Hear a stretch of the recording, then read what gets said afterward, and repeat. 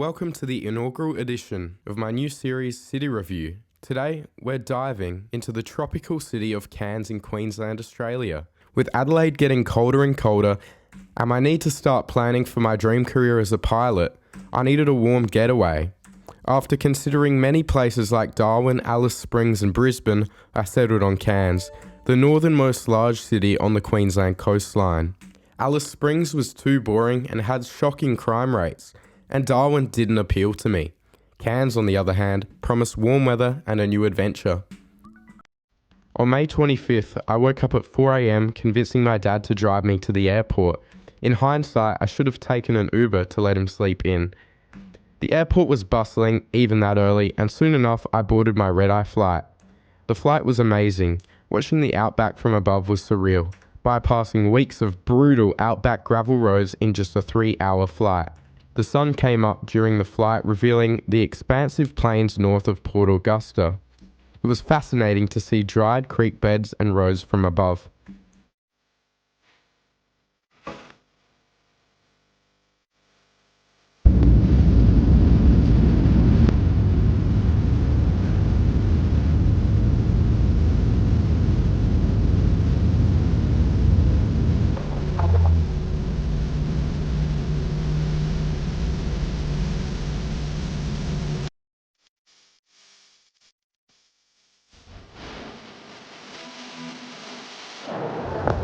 Alright, here we go.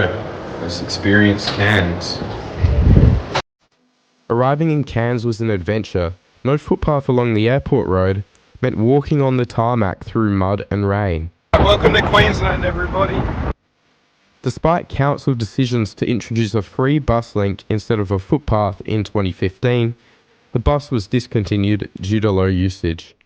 A footpath just makes sense, Cairns. Walking to Aero Glen, a suburb next to the airport, took about half an hour, and the rain made it even more challenging. When it rains in Queensland, it pours, and it's been so rainy today. Although it was quite nice compared to the rain in South Australia. Next, I headed to Smithfield, thanks to a kind bus driver who let me ride for free since I had no cash. Yep, it's cash only here in Queensland.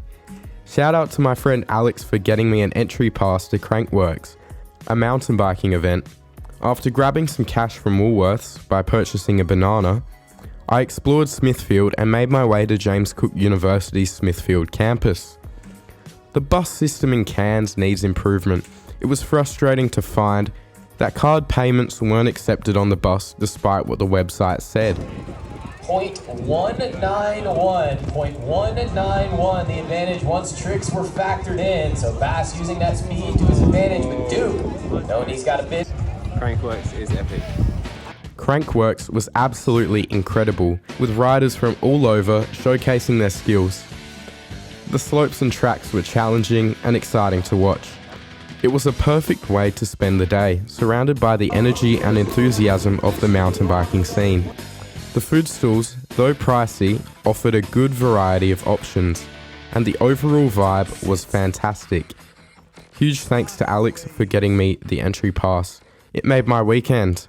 My first night at Cairns Sunland Holiday Park was a nightmare. The cabin was basic, the area was sketchy, and I felt extremely unsafe. The door lock was flimsy, and the cabin had a creepy vibe. I read reviews about break-ins, roaches and other issues after checking in. That night I heard fights out in the parking lot, and someone even tried to rattle my door. It felt like a horror movie, and I knew I needed to find safer accommodation. Enter Gilligan's hostel, a lifesaver. Friendly staff, modern rooms and a great social atmosphere. My dorm mates were awesome, and the hostel quickly became the highlight of my trip. The shared experiences and conversations with fellow travellers made my stay enjoyable.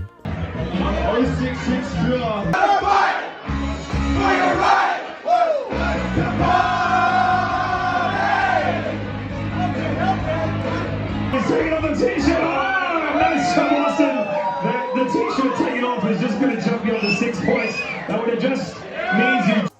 The Cairns city is a vibrant mix of culture and excitement. It's so vibrant. I don't know when the vibes will die because it's only 7 o'clock at the moment and still early in the night. The Cairns Lagoon, a massive public pool right by the Esplanade, is the perfect spot to relax and cool off. It's surrounded by parks and barbecue spots, making it a popular place for both tourists and locals.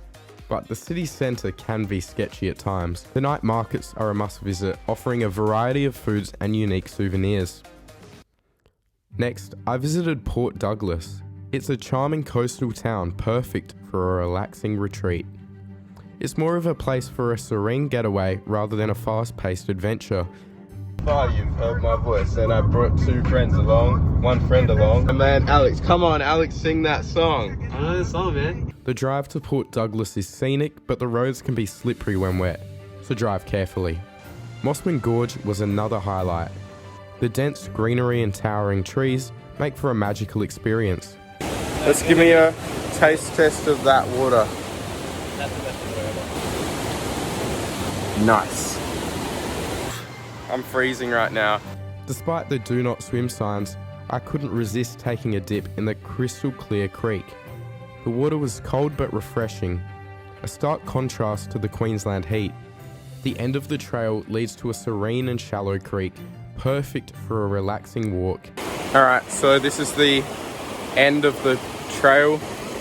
I'm proceeding along the rocks here.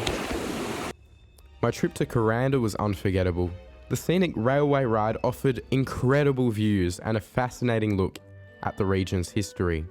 At the top, Kuranda is a vibrant village with bustling markets and unique shops. The Rainforest Cableway down provided a different perspective, with stops allowing for some exploration of the rainforest. The boardwalks and mini museum at the stops were both educational and awe-inspiring. Seeing the rainforest from above and below was truly a highlight of my trip.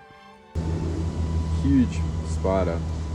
That is crazy. It probably eats birds. Here's another example of a strangler, and what it does is it wraps around the branches here. So it goes all the way up and up and up. And it will just kill this tree here.